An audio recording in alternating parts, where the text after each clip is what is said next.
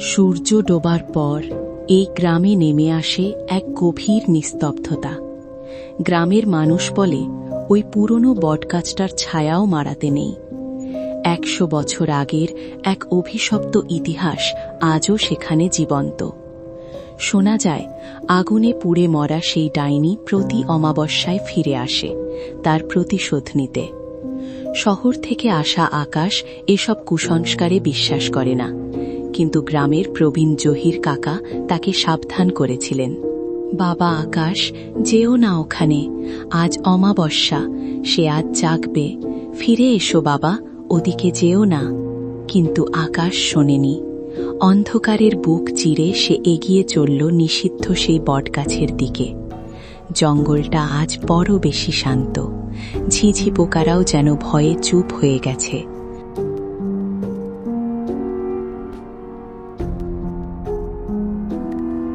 আকাশ হাঁটছে। হঠাৎ বাতাসে ভাসে পচা মাংসের উৎকট গন্ধ।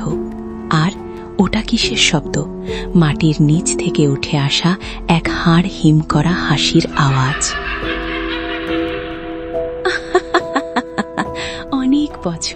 অনেক বছর পর আজ এক তাজা মানুষের রক্ত পাব।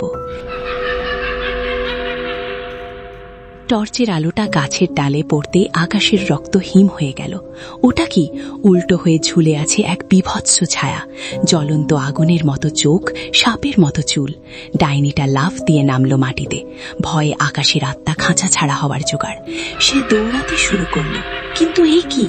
বনের পথ যেন শেষই হয় না। যেদিকে যায় ডাইনিটা তার সামনে এসে দাঁড়ায়। সবটাই মায়াজাল।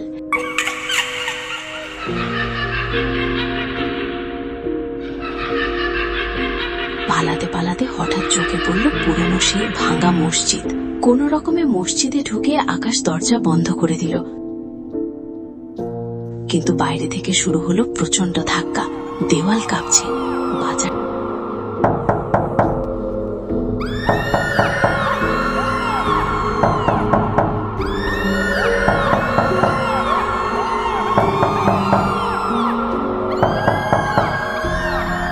জহির কাকার দেওয়া সেই তাবিজ, ও গুলো গুলো রক্ষু রক্ষু পিশাচি নাশাও, ও গুলো গুলো রক্ষু রক্ষু পিশাচি নাশাও।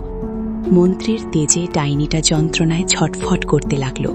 ভোরের আলো ফোটার ঠিক আগে বিকট চিৎকারের সাথে সে ধোঁয়ায় মিশে গেল।